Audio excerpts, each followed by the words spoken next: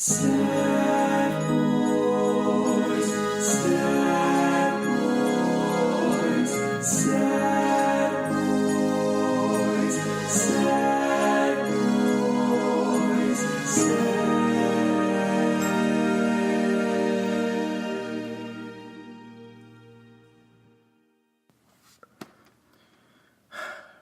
I gotta get something off my chest. Okay. Because I've been thinking about this since you said it. Yeah. And I don't even think you think about it. Okay. But I've thought about it every day. Yeah. Since you said it. Oh, no. I really do say especially funny, don't I? Yeah. Yeah, you do say it's especially. Fuck. You say especially. I do say especially. Especially. It's especially. Especially. Oh, fuck, dude. Yeah. Yeah. How long ago was that? Like a month ago? That was during, like, the first week of season 2. Yeah. It's like three weeks ago. Yeah. It's been on your brain ever since I've thought then? about it every day. Have you said especially every Yes. day? No, I haven't said it every day. Can you say it normal now? Especially? That's how you say it. Wait. You're saying that's how I say it, or that's how it's supposed to be? No, that's how it's supposed to be said. I can't change it, is the thing. I think you could if you I tried. don't think I can. But every time that I say it, it really just, it gets me. I'm like, oh, fuck. I'm I'm like, do I say it wrong? You do. You do. But it's okay. Is it? No. You're a 22-year-old man. Say words right. You don't say any words wrong? No. Oh, really? No. If you can give me an example right now, I don't know one. I'll admit. There you go. Oh, no, I know a word that I say wrong.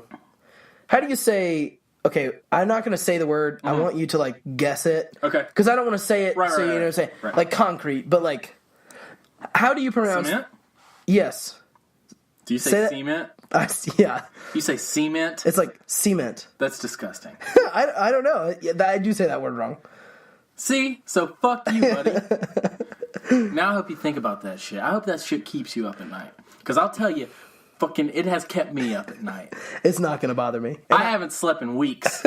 And I haven't thought about it since... It's all I can think about. Well, every time you say it, I think, I called him out for this once, and he's not trying to change it. I mean, well, okay, so for a long time, like, after you said it, it didn't even, like, I remember you saying it, and I was like, ha, ha, ha, and then I started listening to myself when I said the word, and it fucked me up, dude. Say it one more time. Especially. That's not how you say it. I didn't even think about it. It's so funny. That is comedy gold to me. You can see there's legitimate pain in my eyes. I can't. I don't know how we're going to get from here to the rest of the episode. Especially with this weird intro that we just did. Yeah, but I'm very thankful so that you very thankful you opened up about that. I'm a monster. Speaking of monsters, Skillet? I don't really like Skillet so much. Well, not anymore, but they were awesome. What was that song's name though? I'm a Monster? Called Monster. Oh, it was just Monster? Yeah. You know what song I listened to the other day? I don't know if you ever listened to this. Boom by Toby Mac. I know the song. Somebody was talking to me about Toby Mac the other day. Probably Jaren. No. It wasn't Jaren, but me and Jaren did talk about it later after the fact. And I just cannot believe I used to listen to that growing up in the church. Yeah. And that was like, our music was like Toby Mac and Skillet and Jars of Clay. We had a big, Did you ever? I had a Flyleaf phase. I think I'm still in my Flyleaf phase. Really? I'm gonna listen to it on the way home. What's another phase you're in right now? It's not even a phase. It's really just your life. Yeah, that is a beautiful segue. Thank you. Oh, okay. Before we move on all the way, that's something that I noticed. You ruined my segue. I did ruin your segue. I don't care. You were talking about words that you say that annoy you. A phrase that I say that annoys me now because I don't know where I picked it up. Mm-hmm. I just say thank you 2 times in a row. Thank you. Thank you. I started doing that like at work and stuff. I've just noticed that I double a lot of things that I say. Yeah. You're welcome. Thank you. I don't do that. I do say thank you. And sometimes I will greet people twice. You'd be like, hello, or stuff like that, you know? Welcome to Moe's. I don't know why. I don't know where that started, but I kind of like it. I think it's endearing. I hate it. Every time I say it, I get annoyed. Howdy. But But great segue. What phase am I in all the time, every day, forever and always? It's not a phase, Mom. It's a lifestyle. It's who I am. I wake up and I bleed Yeasayer. You should go to a doctor. Yeah, I should probably get that checked out. No, but anyways, guys, we recorded an interview with Yeasayer last Monday. Mm-hmm. That is why, unfortunately, there was no episode last week. However, we deemed it a worthy... I'd say so. I would say worthy because this episode is, like, super awesome. Mm-hmm. The interview is really, really great. So it's actually, it's just a really good interview. Yeah. Just kind of, like, jumping into it because, like, just saying, hey, we got this interview doesn't really make sense because we've been talking about it. Yeah. We were only expecting, like, 10, 15 minutes. Yeah. And so, like, what we were going to do, we were going to record that interview, then record last week's episode. Yeah, the plan was always to put this episode out today, the Monday that you're listening to this. Or the Monday that it came out. Yes. Sorry, that sounded clunky and awkward. Sorry. But we didn't expect it to go the way it did. So here's the full story before we go all the way into it. Before we start playing the interview for you. So... There was an episode during... It's the Breaking Up episode. It was the Breaking Up episode, and I talked about Yeasayer for a while.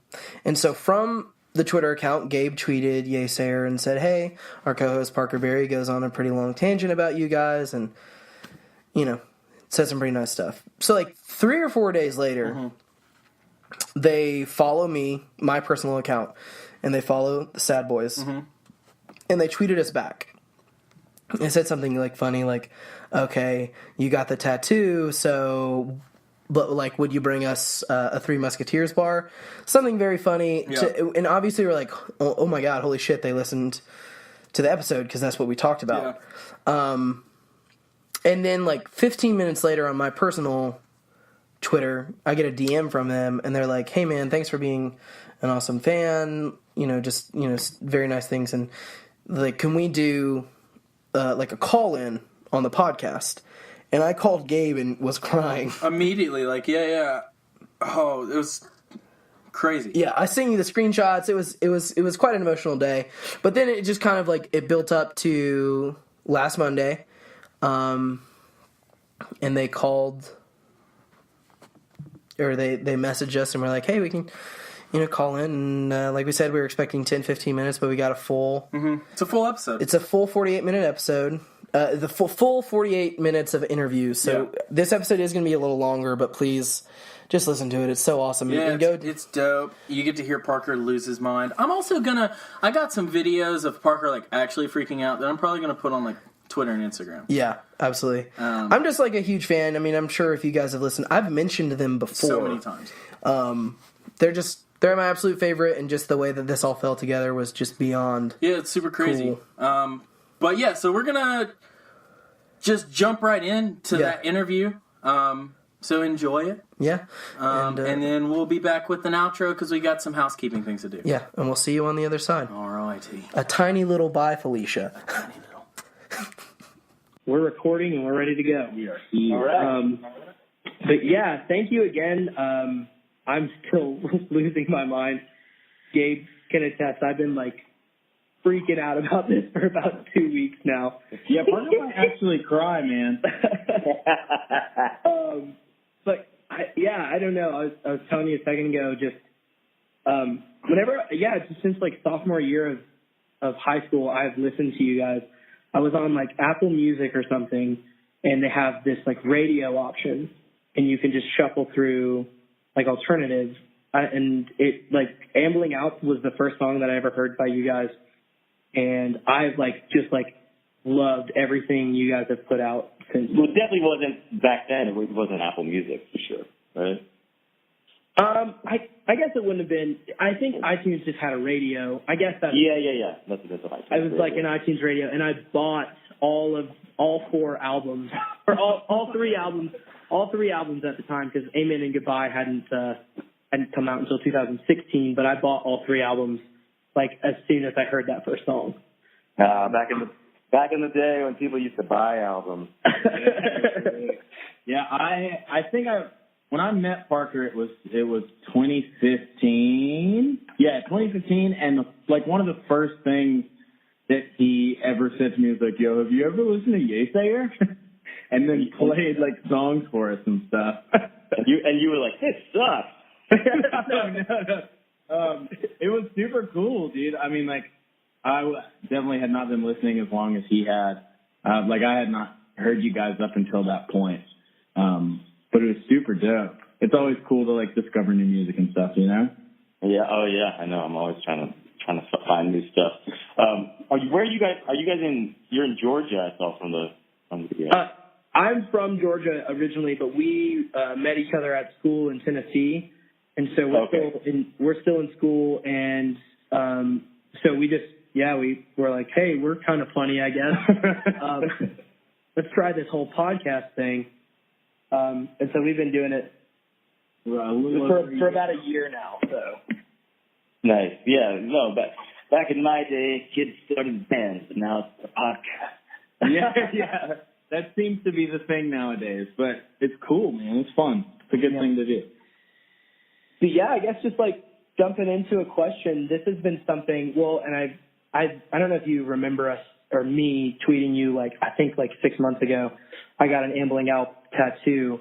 So like this question I've been like dying to ask since then because it's just like one of my favorite songs and like stories, you know, all that good stuff. But like, what was it about like the story of Joe Louis that spoke to you guys when you wrote that song? Well, I have to defer. That's Chris's. Chris wrote the lyrics to that. Okay. Part. But Chris's dad, grandpa, was a boxer during World War II. So I think he has some kind of like deep interest in the subject. I'm not a violent guy, So I'm not. Okay. Well, so for you, then a question for you, like when he pitched that, did you kind of like go and look into the story of it, or were just like, let's make some music to do? No, honestly, that song began as a little like a piece of music that Ira wrote.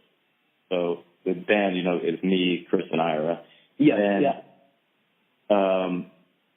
And that was something that we just like send little pieces of music around. So he had the that kind of thing, and then Chris had just kind of, it wasn't even really, there weren't really any lyrics. It was just